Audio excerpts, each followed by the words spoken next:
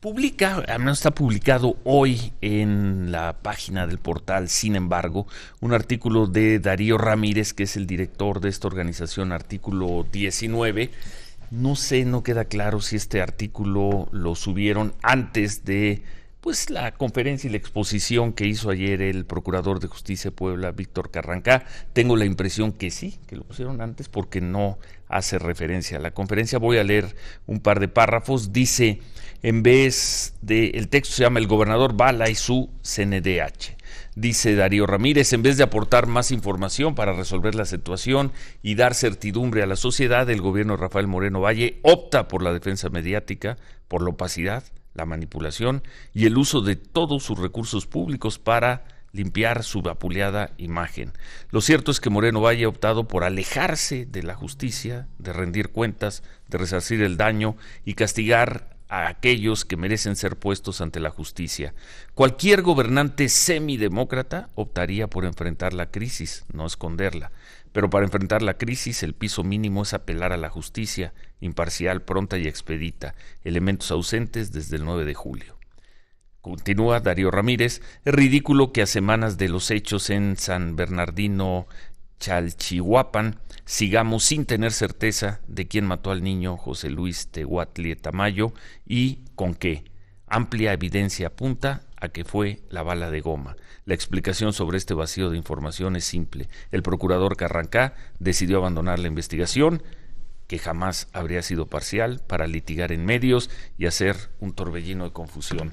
Procurador Carrancá, gusto de saludarte, buenos días. Ciro, muy buenos días. Bueno, pues vacío de información, difícil, porque desde la semana pasada estuviste exponiendo, al menos lo hiciste en este espacio, el punto de vista, apuntando, perfilando resultados de un peritaje, y ayer dieron una conferencia de prensa en Puebla, Víctor. Así es, bueno, por obvias razones nosotros no podemos dar a conocer ningún resultado hasta que no lo tenemos confirmado con los dictámenes técnicos, científicos que nos permitan dar conclusiones.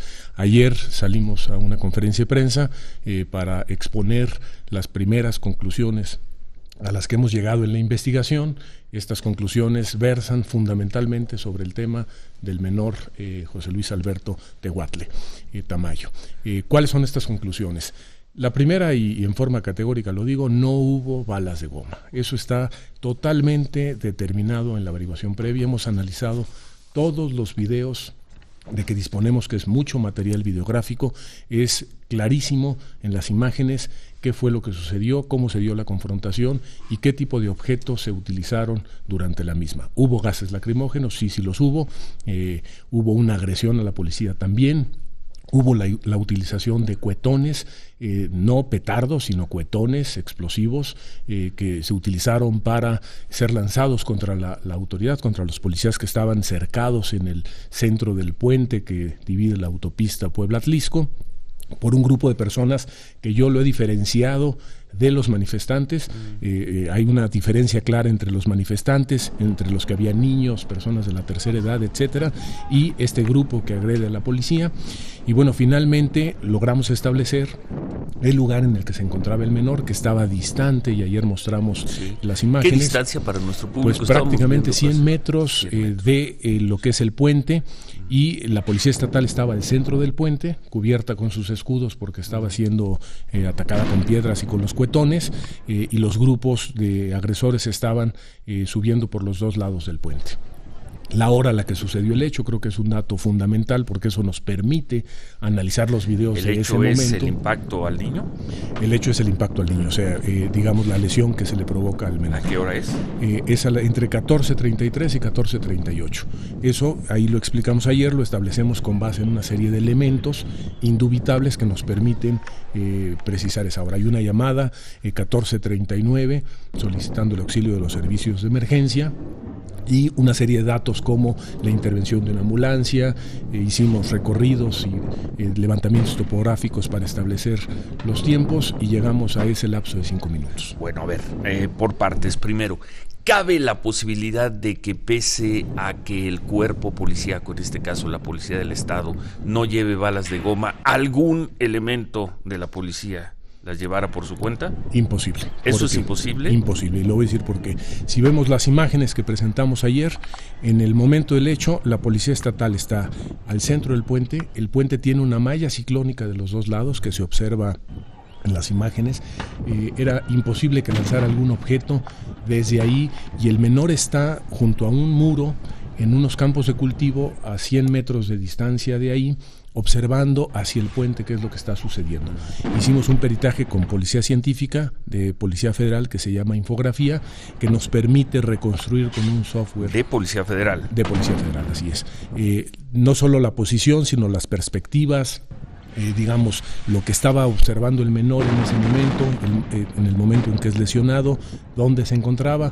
En fin, es muy lamentable, por supuesto, el fallecimiento del menor. Yo lo he dicho en cada intervención que tengo, y además reitero mis condolencias a su madre. Digamos, creo que es un tema que no podemos dejar de lado, pero las circunstancias, el análisis de lo que pasó nos lleva a una conclusión indubitable de que fue un objeto explosivo, la onda expansiva que provoca la explosión, lo que le causa las lesiones, y por eso tenemos una lesión de 10 centímetros en cráneo, que además hay un desprendimiento del cráneo, que encontramos un fragmento de hueso a 2 metros de distancia, porque hay un efecto primero positivo de la onda expansiva, que es la que golpea, digamos, y después viene una succión por el efecto mismo del contraste, y eso es lo que desprende el hueso. Por lo tanto, y eso entiendo que tú eres la autoridad, tú eres el Ministerio Público y no lo puedes afirmar así, pero periodísticamente, escuchándote desde ayer, podemos decir quienes mataron al niño de 13 años fueron integrantes de un grupo que se sumó a la manifestación y que disparó proyectiles. Que estaba ahí, ese es un Ellos dato. Ellos mataron al niño. Así es. Y es un dato importante. Lo podemos decir así. Ellos son los que mataron y al niño. Ese grupo no es la población, porque en muchos, digamos, artículos o desplegados se dice que estamos culpando a la población. No, falso. La población estaba ahí, hay niños de brazos, hay niños de 3 años junto a las mantas, está el menor en ese momento también ahí, pero hay un grupo que agrede a la policía, de muchachos jóvenes que después se cubren el rostro. Tenemos, digamos, ya información, ya tenemos incluso algunas identificaciones por rostro, digamos, hemos hecho un trabajo desde el primer momento de análisis de estos personajes, que además son los que después participan en la confrontación en el puente, y desde luego que concluiremos la segunda etapa con su captura una vez que consignemos la averiguación previa. Procurador, 2 temas. Sobre el tema de las balas de goma, los que se han manifestado en contra, digamos, del gobierno de Puebla, dicen aquí están las balas, aquí están los cartuchos, digamos, el gas lacrimógeno. ¿En algún momento este gobierno, esta Secretaría de Seguridad de Puebla, ha tenido en su poder balas de goma? En absoluto. Nosotros, parte de la investigación, por supuesto, que fue determinar qué objetos se utilizaron, si se cuenta o no con balas de goma. No se tienen balas de goma en la Secretaría de Seguridad Pública. Hicimos una petición de información a la Secretaría de la Defensa Nacional. Nos informa que de 2008 a la fecha todo lo que ha vendido a la Secretaría de Seguridad Pública, qué objetos, etcétera, ya también fueron sometidos a análisis para determinar todo lo que tiene como elementos disuasivos la Secretaría de Seguridad Pública del Estado. No tiene balas de goma. ¿Son rastreables? O sea, cuando sí, por supuesto. Sí, son rastreables. Que han presentado, digamos, yo voy a decir 2 cosas. Uno, si fueran balas de goma, no tendríamos una lesión como la que presentó el menor. O sea, no quiero decir que lástima que no se usaron, no, al contrario, pero si fuera una bala de goma lo que genera una lesión, no hubiera sido esa lesión. ¿Por qué están prohibidas las balas de goma? Porque la bala de goma se utiliza para agredir directamente a la persona, digamos, a quien se quiere controlar. Y obviamente genera una lesión, normalmente un hematoma, pero si, por ejemplo, le da en un ojo a una persona, sí puede perder el ojo.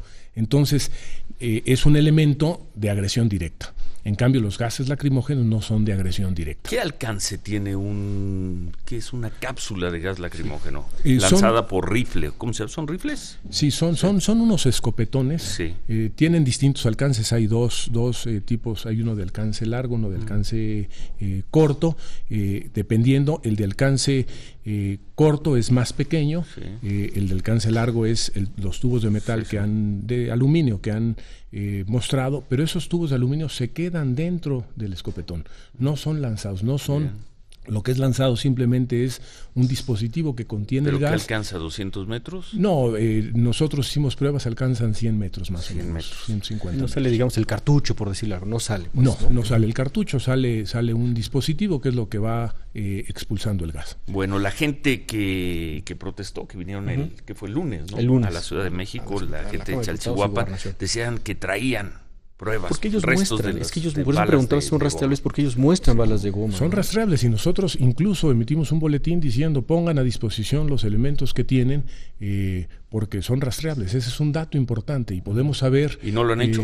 No lo han hecho. ¿No han presentado? No han presentado en la no averiguación previa, no existe puesta a disposición una sola de estos dispositivos de goma. Bueno, vamos a hacer una pausa. Al regresar vamos a revisar los videos que presentaste ayer, vamos a ver una infografía también, a ver si nos las puedes ir narrando, y vamos a responder algunas de las preguntas de nuestro auditorio. Por ejemplo, Citlali Molina nos pregunta en Twitter, te pregunta, procurador, ¿qué pasó con el diagnóstico primero que detectó fragmentos de bala de goma? ¿Hubo un diagnóstico primero? Ninguno, en absoluto. Es más, lo que dice el médico que recibe al menor en el hospital es que no encontró ningún tipo de esquirla o algún elemento que pudiera pensar en otro tipo de, por ejemplo, un arma de fuego o alguna esquirla por alguna explosión de algún otro objeto. No se encontró ninguno.